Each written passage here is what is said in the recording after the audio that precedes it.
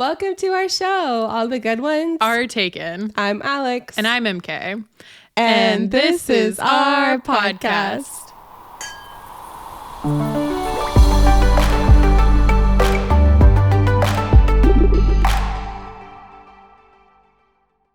Happy holiday season, everybody. Merry Christmas. Happy Hanukkah. Yes. Happy Kwanzaa. Whatever you celebrate, or if you don't, that's happy okay season. Too. Yeah. Enjoy the cold weather or whatever weather you are experiencing currently. Just have a good time the couple next months. Yeah. Yeah. Have a dinner. Yeah. Have a nice ham. Watch a cute movie. I don't know. Whatever you want to do. Yeah, watch a Hallmark movie. I love one of those. Yeah. You lose me at the Hallmark, but yeah, I see the vision. Oh, so fun. Yeah. So yay. So we just discussed Alex is a turkey lady and I'm a ham girly. Yes. Right in with your meat of choice. We just had Thanksgiving, so that's why it's the big topic. It's very like controversial right now. Okay. So I didn't know there was a controversy. There is a controversy. I've talked to many people about it, and you are either a ham person or you are a turkey person, and there's like no in between. Like no one gets both, really. Oh, I do. You get both? If there is food, I'm getting it. You know, I always get the turkey. Well, I don't really eat red meat anyway, but even before that was like a choice I made, like I was just always like turkey. And you know, I get a lot of turkey haters out there because they say it's dry, and I'm here to tell you that that is not the case. If it's made correctly, it should not be dry. It's juicy, and it has, what you need to do is you need to get a smoked turkey specifically because it has that flavor, that extra like oomph, and it's delicious. We had a fried turkey for our Thanksgiving. I love a fried turkey. Delightful. Yeah. Fried turkeys are amazing. Yeah. Look, I love both. I don't discriminate on my meats. I do. And that's okay. We accept all meat-loving people here. Or non-meat-loving people. Facts. Also, if I sound and look ill, it's because I am. So just bear with me on that. Okay? And yes, I am drinking wine. And I will continue to drink wine. And believe it or not, this is only our first glass. So it is. Alex is on her way to her family's house in New Hampshire. So she's not sleeping, but partying. Yeah. Responsibly. Yeah. Yeah, absolutely. All right. Shall I dig into our holiday books? Yeah, MK, let's hear it. By the way, I am not a reader of holiday themed books, typically. Now, I may come across one every now and again, but it's been so many years since I've actually sat down and read like a holiday, like Christmas story, that I'm actually going to let MK take over this episode, and we're going to be discussing some holiday books that she's read. So I'm super excited. And yeah, what you got first? Yeah, so I read a lot of like seasonal books. So I have a ton of fall recs, a ton of winter recs, and some not even necessarily Christmas related, but give me Christmas or winter vibes, as you'll see for my last pick. But especially with like book of the month, you know how with book of the month you have to pick one of their monthly recs, and so I'll usually just pick their like seasonal romance and then like another book that I want. So that's a good way to go about it. Yeah, and that's how I got this first one, The Holiday Swap. I will tell you a little bit more about it. I bet there's a swap involved. Whoa. I was telling Alex a little bit about it earlier, and she's like, sounds like The Parent Trap. It does. Y'all remember with Lindsay Lohan? And Lindsay Lohan played both of the twins. And for a really long time, I thought that there was two Lindsay Lohans. Yeah, where's Lindsay Lohan 2.0? No, there's one Lindsay Lohan. There is one. And I hope she's doing okay. To Lindsay. Because Tina Fey is. That's a great question. I do love the girl that's in The Mean Girls. Did y'all ever watch actually never mind, that's a whole nother thing. So please continue the holiday swap. The Holiday Swap by Maggie Knox is a feel-good, holiday-themed romantic comedy about identical twins who switch lives in the days leading up to Christmas. So it says perfect for fans of Christina Lauren's In a Holidays and Josie Silver's One Day in December. One of those I enjoyed, one of those I did not. You read them to find out. So it says, all they want for Christmas is a different life. When Chef Charlie Goodwin gets hit on the head on the LA set of her reality baking TV show. Huh? What a niche like scenario to happen. Like, what? She loses a lot more than consciousness. She also loses her ability to taste and smell. I'm sorry, how hard on the head do you have to get hit? I'm pretty sure just like the spice rack falls on her. I don't think that warrants like a full like olfactory reset. Like, I really don't. And I also think this happened before COVID. So. Oh my God. Actually, that might be a lie. That's a lie, I think. Okay. Either way. The spice rack is a lot. Both of these senses are critical to her success as a show judge, obviously. I see. Meanwhile, Charlie's identical twin, Cass, is frantically trying to hold her own life together back in their quaint mountain hometown while running the family's bustling bakery and dealing with her ex who won't get the memo that they're over. Okay. With only days until Christmas, a desperate Charlie asks Cass to do something they haven't done since they were kids, switch places. Looking for her own escape from reality, Cass agrees, but temporarily trading lives proves more complicated than they imagined, especially when rugged firefighter Jake Greenman and gorgeous physician's assistant Miguel Rodriguez are thrown into the mix. That's a lot. That's a lot. They covered about every single trope that there is there. Okay. Will the twins' identity swap be a recipe for disaster, or does it have all the right ingredients for getting their lives brother, back I knew they were going to say something like that. Something about all the ingredients being like perfectly together. Something like I knew it was coming. It's a fun Christmas book for sure. I gave it a 3 out of 5 stars. It's enjoyable, but it's exactly what Alex thinks it is. I mean, like, as soon as you talk about the spice rack, that's all I needed to know, you know? Like, that's crazy. Like, what a crazy story. I will say, like, a little funny, like, swapping places anecdote. You've met my cousin, Shelby, right? Uh-huh. Okay. When we were younger, because we're, like, nearly the same age. She was born 2 months after me. And so when we were, like, really young, like, we used to think that, like, we could get away with that. Oh. And that y'all is don't not- look alike. And I would be like, okay, let me go put on your clothes and you're going to put on my clothes. There we go. And my dad's going to take you home and I'm going to stay here.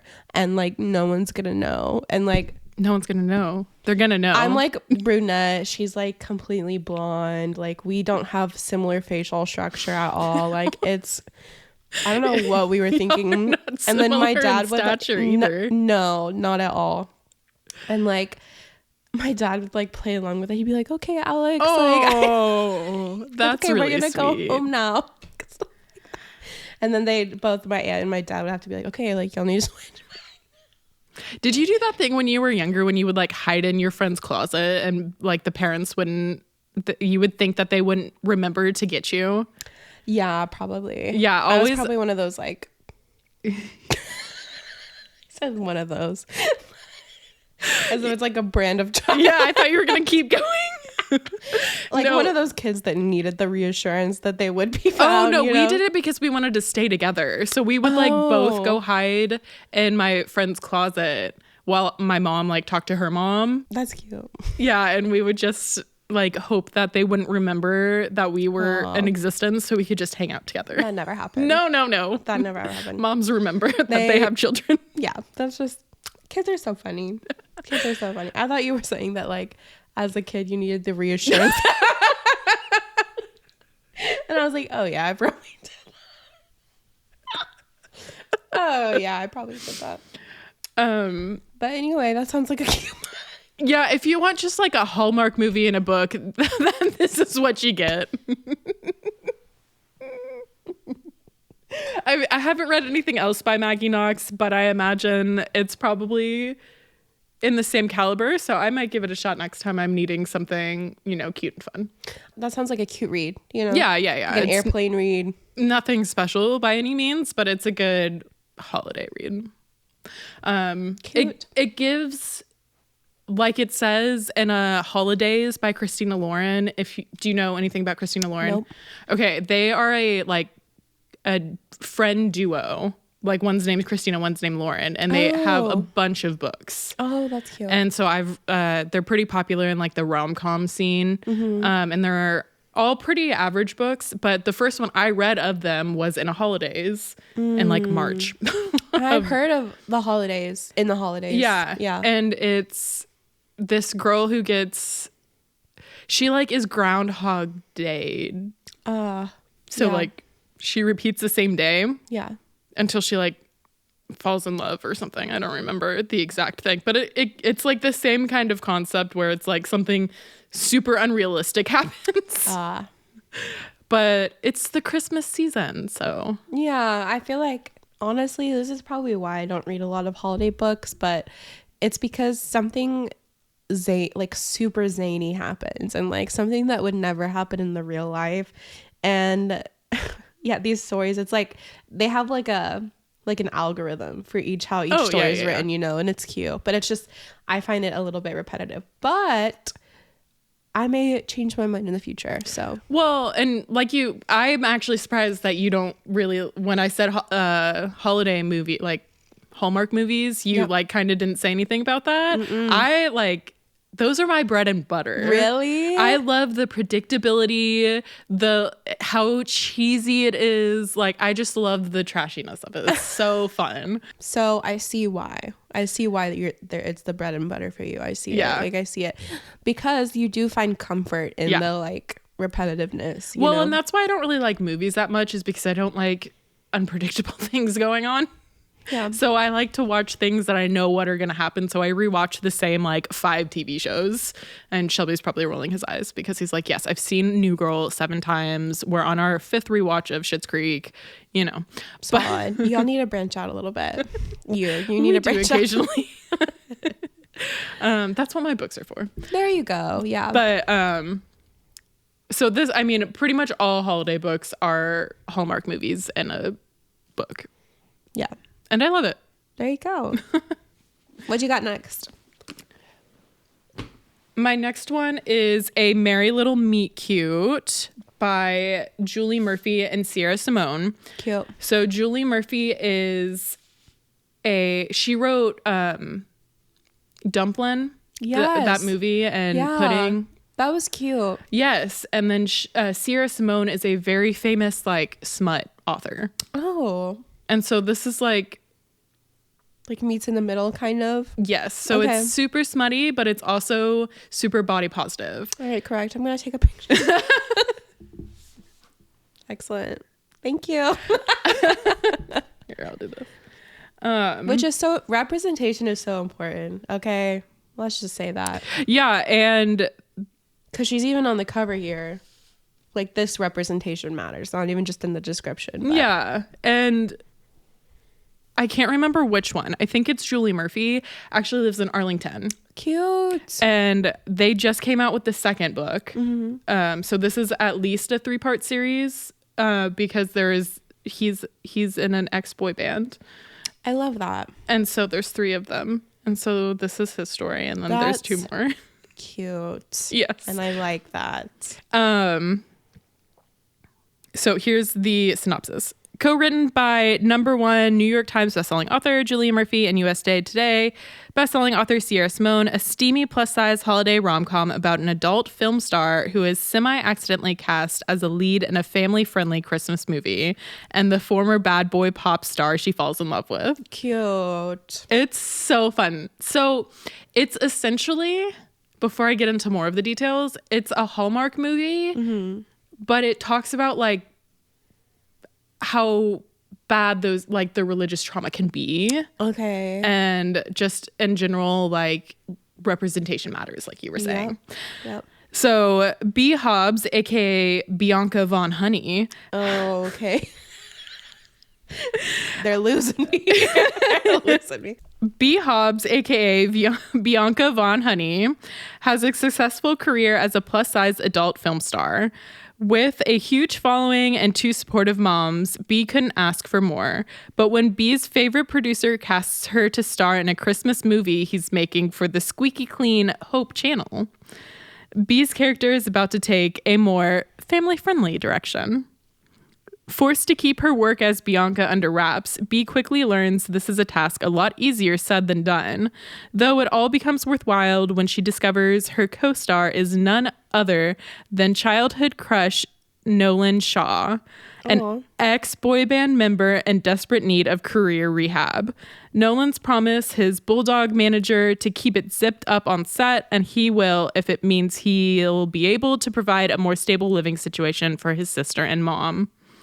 But things heat up quickly in Christmas Notch, Vermont, when Nolan recognizes his new co-star from her Closed Doors account. Ooh. Oh, yeah, he's a member. Okay. Now B and Nolan are sneaking off for quickies on set, keeping their new relationship a secret from the Hope Channel's execs.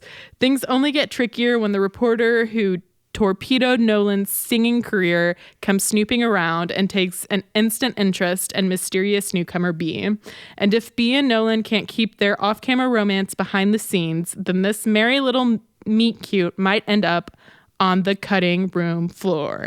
Ooh. So it's really cheesy, but it's very real too. Like it takes the whole holiday Hallmark movie and makes it real. Okay. Because it almost is playing on like the Hope Channel's like Hallmark, you know, like Yeah. it's very fun.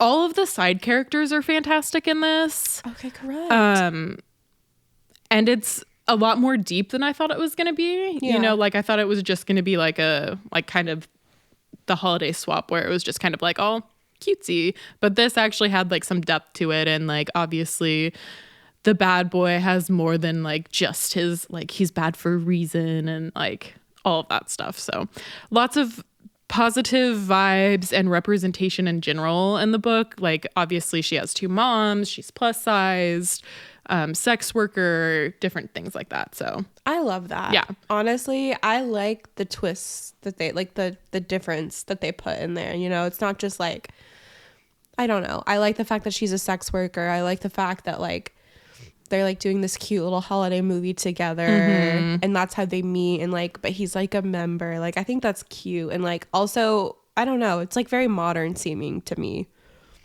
it is. And so I was just looking it up. There's book 1.5. Oh. Snow Place Like LA. And then the second one, like I just said, just came out, is A Holly Jolly Ever After. Okay. And the titles kill me. Like the holiday titles kill me. I think they're fantastic. They're very cute, but they kill me. And it's really funny because so the boy band's name is Ink for their initials. Okay.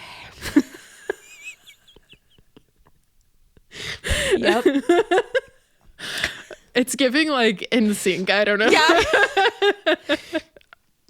I mean, I don't know. If I was in a boy band and like our initials spelled something, like I guess that would be logical. As well. I always did that with my friends. It's like the 3 of us name.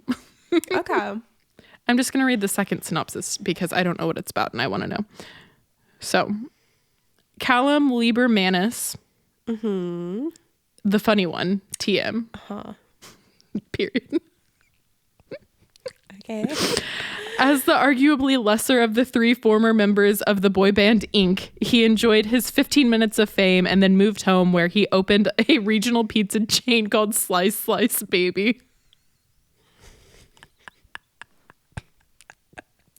And there it is. Oh, jeez. He's living his best dad bod life, hooking up with bridesmaids at all his friends' weddings.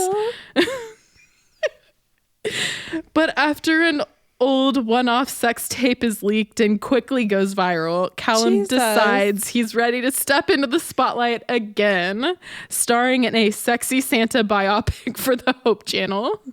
Wait, this is this man? No, it's his friend. Oh. It's the other boy band. I was like, what happened to B? they had such a, I mean, wholesome, wholesome thing going on here. Like, what is happening to this pizza store grubby man? Like, different man. Okay. He's not grubby. Which, he sounds grubby. I remember initial is liking, well, he's K. Oh. And then he's N because his name's Nolan. Okay, interesting. And then he's K because he's Callum. I don't know what that tells me, but it tells you something. I know. I don't know. He's the last one on the list. Winnie Baker did everything right. She married her childhood sweetheart, avoided the downfalls of adolescent stardom, and transitioned into a stable adult acting career. Hell, she even waited until marriage to have sex.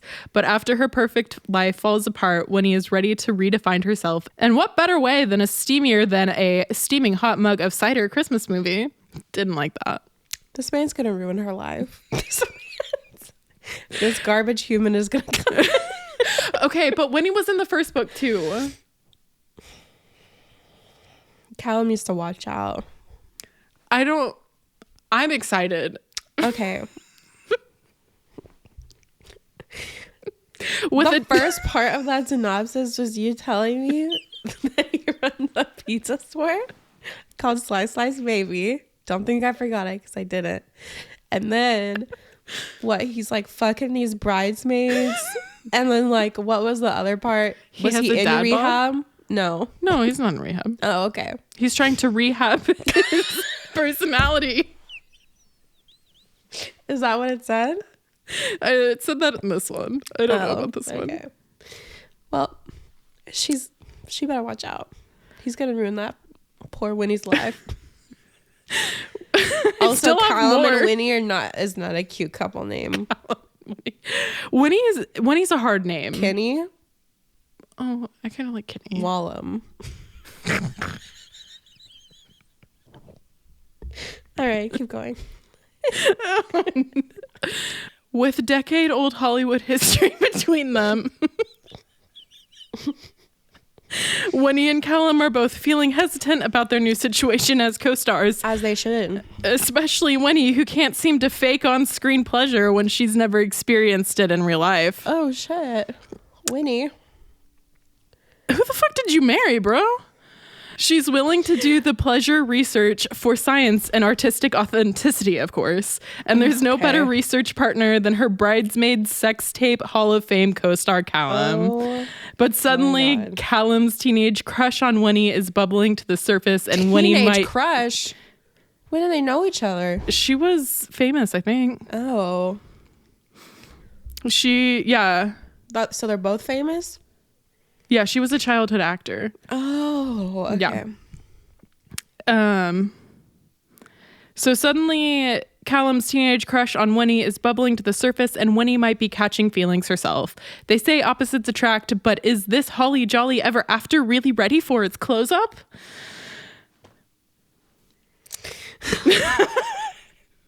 I actually do really love these books. I can tell Alex isn't into them. I'm going to read this one because this one sounds really good. And then I will determine if I can make it to the, what did we say? Wallum? The Wallum book? Willem.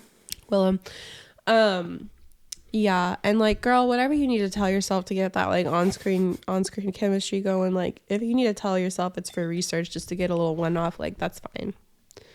Do what you gotta do. But the second book sounds less appealing to me.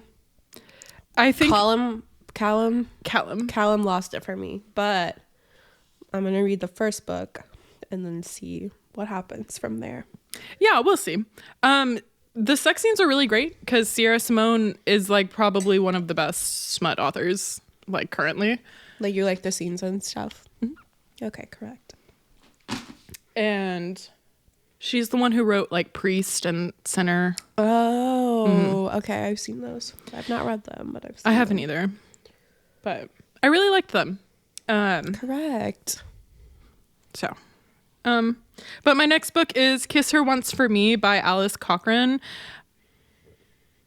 I loved this one. Really? Yeah. So I think I gave A Merry Little Meet Cute 4.5 stars. Cute. And then I gave Kiss Her Once for Me 5 stars. Aw.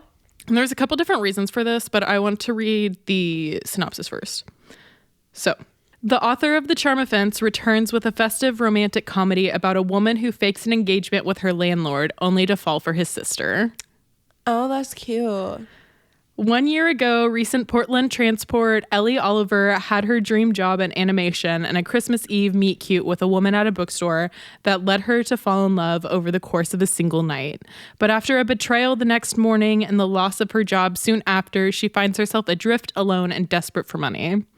Finding work at a local coffee shop, she's just getting through the days until Andrew, the shop's landlord, proposes a shocking drunken plan, a marriage of convenience that will give him his recent inheritance and alleviate Ellie's financial woes and isolation.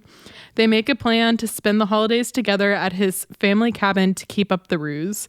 But when Andrew introduces his new fiancée to his sister, Ellie is shocked to discover it's Jack, the mysterious woman she fell for over the course of one magical Christmas Eve the year before. Oh, that's cute. Now Ellie must choose between the safety of a fake relationship and the risk of something real.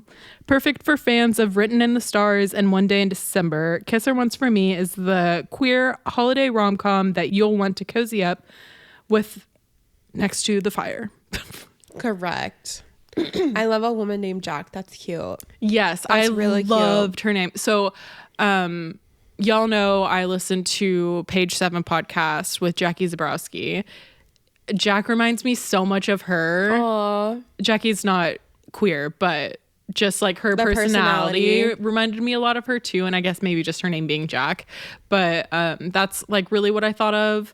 And a lot of this book is very Taylor Swift inspired. That's cute. So that was right up your alley, huh? yes. Yeah. So she like on their like one night stand, she leaves her red scarf, and which is like All Too Well from Red. And, you know, a year later, she's like, oh, you still kept it. And she's like, I've always loved you. Cute. And it's very cute and less Hallmarky, but still Hallmarky. Okay. And very fun. I just really liked that they had a queer rom-com. You don't really see those that much. No, you don't. Especially not holiday ones. Yeah. Yeah. So it was really fun, and like the spin on fake dating is really fun too, because fake dating is my favorite trope. So the whole time, like for the first half of the book, well, yeah, for me, the first half of the book, I was like, fuck Jack, like I want her to be with the guy, and then you meet Jack and you're like, oh, never mind. They need to be together. Yeah. But very cute. I loved it. Like I said, Taylor Swift vibes, Christmas vibes, queer vibes. Very fun. Cute. I don't read a lot of like queer novels and things like that. I will say I'm a big reader of BL manga, so that is where I get like my queer reading entertainment from. Mm-hmm. But I recently read, what was it? Legends and Lattes. Oh, really? Yeah, by Travis Baldtree. Baldtree, yeah. Okay, correct. And that was really good. That was like my first queer novel that I like actually read, and it was very cute. It was very wholesome. Okay, yeah, I definitely have it somewhere. Yeah, and I want to read it. Because I've heard nothing but good things about it, just for like its cozy romance vibes. It's very feel good, and it's not like super spicy or anything like that. In fact, there's no spice in it. So if you're looking for just like literally like a wholesome queer novel to read, like I do suggest that. It's not holiday themed, obviously, but yeah, that was like my first dabble, and I was like, okay, like I like it, like it's cute. I don't know, it's nice. Yeah, and that's how I'll say it again. I'll say it now, and I'll say it again. The House on the Cerulean Sea. Which you did inspire me to read. I do want to read that. Good. It's so good. It's so good. It's so good. Yeah. And my friend Caroline, shout out Caroline, she just borrowed Red, White, and Royal Blue, which I talked about. I've heard nothing but good things about that. And the show. And you covered it. What, last? No, not last. 2 minisodes ago? Yeah. I can't remember. But yeah, Caroline really liked it. So. Yeah. But yeah, once you like dip your toe, I want people to try as many different genres as possible. Yeah. Like not even just like queer romance or like queer novels in general, or like romance in general, or thrillers, whatever, like I highly recommend like y'all just like try something new, you know, because like for example, like I read like Ice Planet Barbarians, like that was something that was different for me, and not even just because of the spice, but just in general it was different, and I loved it so much, MK loved it so much. And yeah, speaking of Ice Planet Barbarians. Oh, brother. Okay. So they have holiday ones. They do have holiday ones. So if you are looking for Jade loves those. a little spicy Christmas novella, that is one place you can get them. Shelby and I counted. I am on 26 or 28 out of 60. So oh my God. I'm getting through them. I'm on like 4 or like 5. I love them. They're very good. Well, they're very nice for me, like in between books. Yeah. So I kind of read it as like a palate cleanser almost. Yeah. Because you know it's always going to be happy. Like even she puts it like at the end in her author's notes. It's always like, you know, I'll always do an HEA. And I'm like, you get it. And that's what we need. Okay. I'm tired of these terrible, sad endings. Rebecca Yarros. unless we know. Okay. If it's a romance, they need to have it needs to have a happy ending. Thriller, not so much. Okay. Like obviously that's not going to be a happy ending. Or like even like fiction. Okay. It's okay to not have an HAA. Like, or what? HEA. Happily ever after. Okay. Gotcha. Whatever. HEA. And it's okay. But like romance, if you have built up a story that you are setting these two people up for like the love of their lives or whatever, and they don't end up together, or one of them dies, jail right away. I never want to read anything you write again. Upsetting. And I wish you harm. Maybe not harm. I wish you uncomfortable in the moment. Yeah, I wish you unsettled feelings. Just like you left us. Yeah. I wish you deeply unsettled feelings. I wish that, I don't know, your tea was always cold. Something like that. Yeah. Well, okay. I have a couple other spicy novellas that are Christmas. Correct. So if you are looking for something a little spicy this holiday season, and looking to branch out maybe, I just finished Lords of Misrule, which is a wide choose, which means it's one girl and multiple guys. Hell yeah. Yeah. And that's right up my alley. Yep. Yes, they're 3 morally gray ice hockey players. Even better. Even better. And they all team up to steal a shady professor. Okay. You're losing me at the shady professor. Morally gray hockeyman, yes. Any type of like sport, any type of like mafia element, any type of like, I need a mafia recommendation. Like if you have mafia books, okay, I correct. need some. I do have one, but we'll discuss why it's like maybe not the best recommendation later. But yeah, morally gray is so good. It's so good. So good. Let that just tell you everything you need to. But continue. Anyway, very spicy, very fun. Okay. If you need a good little spicy, I think it was like 300 pages, pretty short. My final book is not a holiday recommendation necessarily, but it is fantasy for some reason, like specifically cozy fantasy just gives like winter vibe. Yes. Yeah. So I don't even think necessarily that this takes place during winter. It's okay. But it's just such a cozy, happy, fantastical book that I felt like it fit. And I also read it recently, so I feel like it counts. There you go.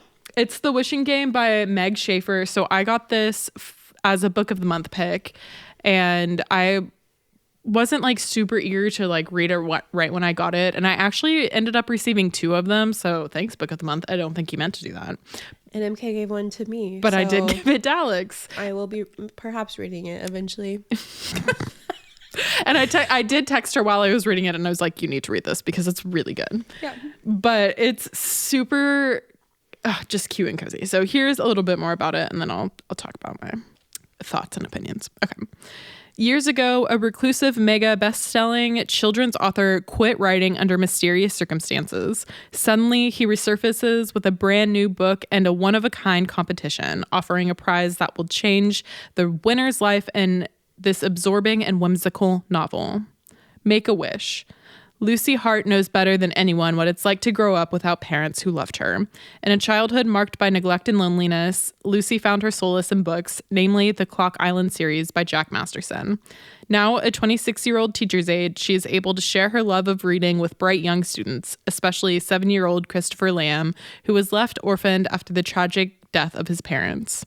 Lucy would give anything to adopt Christopher, but even the idea of becoming a family seems like an impossible dream without proper funds and stability. Be careful what you wish for. Just when Lucy is about to give up, Jack Masterson announces he's finally written a new book. Even better, he's holding a contest at his home on the real Clock Island, and Lucy is one of the 4 lucky contestants chosen to compete to win the one and only copy. For Lucy, the chance of winning the most sought-after book in the world means everything to her and Christopher. But first, she must contend with ruthless book collectors, wily opponents, and the distractingly handsome and grumpy Hugo Reese, the illustrator of the Clock Island books. Meanwhile, Jack, the mastermind Masterson, is plotting the ultimate twist ending that could change all of their lives forever. You might just get it. It's so good. Aww. It's just so cute and cozy and like meaningful, and the Clock Island series reminded me a lot of the Magic Treehouse series that I read growing up, and so I love that series. Most of it was just super nostalgic, and like when you were a kid reading books, you felt like actually transported there. And at our elementary school library, there was this like really cool tree house, and I always like sat in there and read. Like that was my favorite place. And like I would read in there thinking that I was part of the Magic Tree House, you know? That's cute. So it's just, it really pulls at, you know, young readers who are now adults, but still like imagine being kids. Like have that magic right inside you. And so the 4 contestants that get called, so only 4 people are like called to the island, and they're all people who when they were younger ran away to Clock Island. Oh, that's cute. And so they all left for a reason. So like her parents didn't love her. Like one of them was queer and he didn't know how to come out. One of them was Black and dealing with racism. One of them just had like all of this pressure on her shoulders. And so it was just like, there's all like reasons to escape when you're young. And so they're all now called back to, like, you've been here once, now you get like a second chance to get it. And he's only writing and publishing this one novel, so whoever gets it can sell it for millions of dollars to a publisher. Yeah. And it's just really good. It sounds really good. So one quote, because now I tab my books in case I ever do it on a podcast. But so the author is just like, he just reminds you of like the Oz or something, like just this like this mystical figure. Yeah, and he always says something that you don't understand until later, and so you're just like, what does this mean? And just everything he says, you're like, silly old man, what? But so one exchange is, so he's talking about giving away his book, and the book alternates between the Lucy and Hugo, the illustrator, and so it just kind of like keeps going back and forth. But Hugo is not the old man. Hugo is, no, he's young. He's younger. Okay. Yes. So when Lucy ran away, she actually met Hugo when he first went to the. There is like an age difference, but it's like 7 years, and so when she was 9, he was like, I don't know what age. 16. Yeah, something like that. Yeah. It might be a little bit bigger than that. Okay. Either way. But they get together? And they get together, yeah. Okay. Well, you have to read it to find out. But yes. I was gonna say, like, and I mean, it's not like, it's all very wholesome, like yeah, wholesome. yeah, They kiss, like. that's cute. Yeah. So Hugo and Jack, the old man author, are talking, and it's only Jack is the old man. Yes. Okay. They're the only two people who live on the island. Gotcha. But what a small island. Yeah. I mean, yeah. Okay. It's literally made into a clock.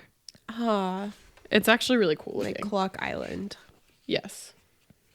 But like, it's like actually like a clock. Oh, so like each building is like like, okay, for people who are listening, it's like there's like a middle part of the island where it's like the village, and then each like number or hand on the clock would be like a different like feature of the island, or like a location.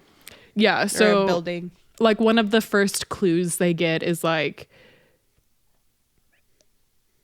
I can't remember exactly what it is, but like at 5, go to 2 or something like that. Oh, okay. That's so cute. Like at 5 p.m. they need to go where the 2 hand is on the island, okay, that's or something cute. like that. Yeah. I like so that. And that's what the like plot of the books are too. Oh, that's cute. So the books take place on Clock Island, and he like made Clock Island to be a real thing. Yeah. Okay. Okay. So they're on, it's Hugo and Jack, and Jack's talking to Hugo about how he's going to sell or give his book away. And Hugo, who's notoriously grumpy, is like, "You're seriously going to entrust it to some stranger?" And Jack says, "No, but I shall whimsically entrust it to some stranger." Ah, yes, the sprinkle of whimsy. Yes, he's just like, that's just his entire character throughout. And it's very fun and sweet and heartwarming. And it just gives you that winter happiness, like found family. I love that. Yeah. Like, even if a book doesn't have specific like winter themes or like a set around the holidays, like you can still definitely get the vibe from like a book for like any season that you wish, you know? Yeah. And that's the whole thing. Like MK was talking about earlier, like when we were young, like reading like the Magic Tree House, for example, like, you know, like that's what writing is about. And like, that is what like reading is about, right? Like when we were younger, it really does take you to like a different place. Like you feel like you're living in that story. And it also is like, we're creating memories. Like my Nana read me that series when I was younger. And so I like will always remember that time together with her. And also it's just like, I don't know, now that we're adults, it's like we turn back to books. And so it's such a joy when you find a book like that to like kind of like take you back to that feeling. And although it's more like adult themes, quote unquote, even though this was a very wholesome book, but that's why I love literature. Yeah, it's very fun. I'm trying to say. That's why I love because literature. I mean, it transports you. It puts you, if written well, it puts you where the author wants you to be. Yep. And it's very fun. I rated this 5 out of 5 stars. It is was released this year, so it's up for a couple Goodreads, choice awards. So read it and vote for it for best fiction and best debut novel. Okay, cool. Yay. I think I voted for it for best debut novel. MK, thanks for going over all those recommendations. Yes, if you know me in real life, I'm always happy to give recommendations. I read a lot of books, so I think I'm up to 13 this month. So whoa, I read 17 last month. So that's actually crazy. I probably like 5 is my average. Yeah. 5 or 6 on a good month. I don't know. Doesn't matter how many books you read, but I'm just saying I have a lot to choose from when giving recommendations. There you go. So she's got the repertoire. I do. I have a big repertoire. And I'm always learning about new books. So send them our way. We love learning about new books. Yes. Leave us a comment. Send us an email. Give us a like. Tell us what books you want us to read, like if you have any, or if you really liked a book, even just in our like free time reading that you want us to check out, like let us know. I would definitely love that. Yeah. And maybe we should do a poll for our next minisode. Like what should our next minisode theme be? Okay, let's do that. So be on the lookout for our poll. this month you can look forward to Iron Flame Part 2. Yes. You can look forward to Icebreaker. Yes. And we'll have a surprise Christmas novel. So check those out. And we hope you have a great holiday season if you celebrate. If not, I hope you just have a great time this winter. And eat some ham. And or eat some turkey. ham. And yeah, we just appreciate y'all so much. We hope you enjoy these videos and these episodes. And let us know what you think, please. Yeah, as always, follow us on Instagram and TikTok at GoatPod. You can find us. All the good ones are taken on Facebook. You can email us at goatpod@gmail.com. Thank y'all for listening. And this has been All the good ones Are Taken. Ding, ding.